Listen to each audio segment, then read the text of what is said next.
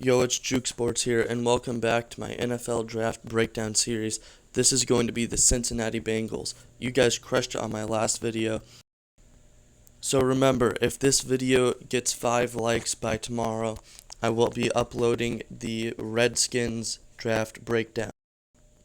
With that being said, let's get into the draft, and with the number 1 overall pick, the Cincinnati Bengals selected LSU quarterback Joe Burrow.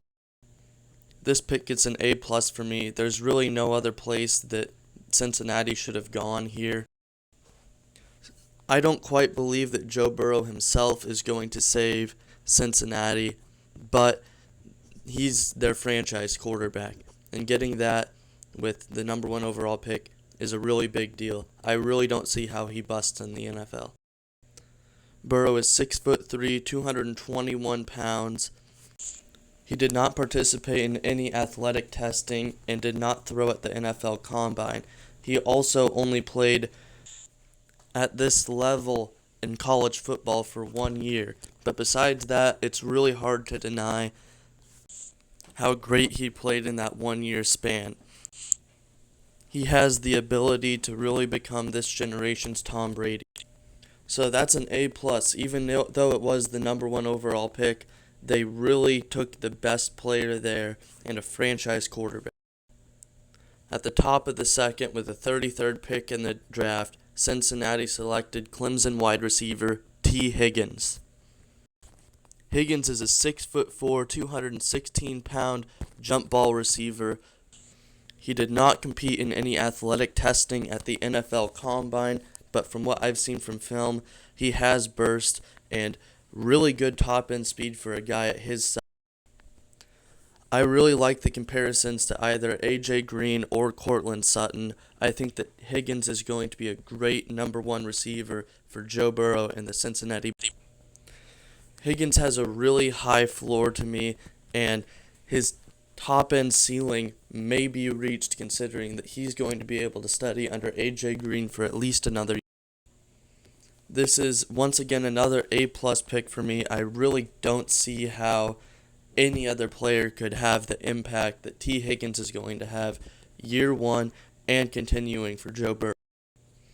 In the 3rd round, with the 65th pick in the class, the Cincinnati Bengals selected Wyoming linebacker Logan Wilson. This pick's going to be a C+ for me. I really don't see how he sees the field that much with Jermaine Pratt year 1.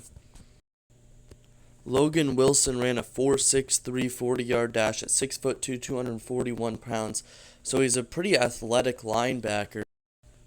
I just don't see how you take Logan Wilson over a guy like Troy Dye from Oregon at this pick, especially when you're talking about a guy who's probably not going to play that much year.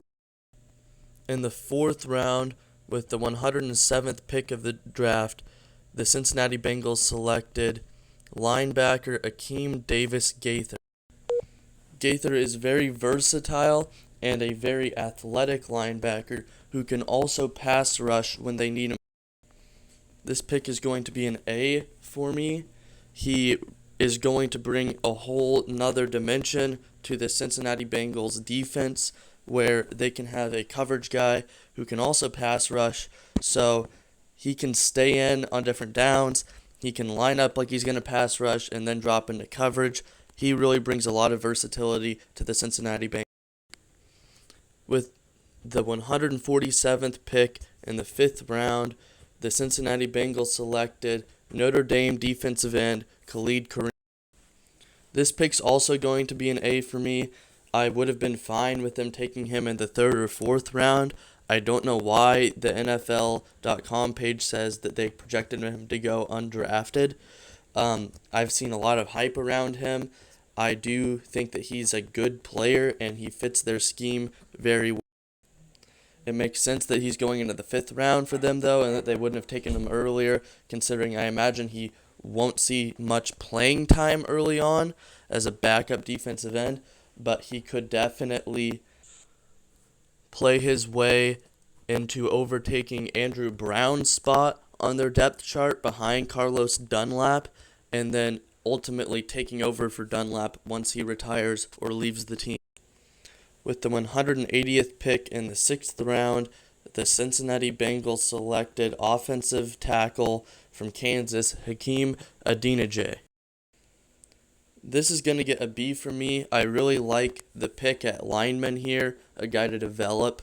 He's 6'4", 302. I like Adeniji, but there were other guys on the board that I would have preferred, such as Calvin Throckmorton, who ended up being an undrafted free agent. Adeniji has typical offensive lineman size at 6'4", 302. He's got the size to move in at guard if they want him to.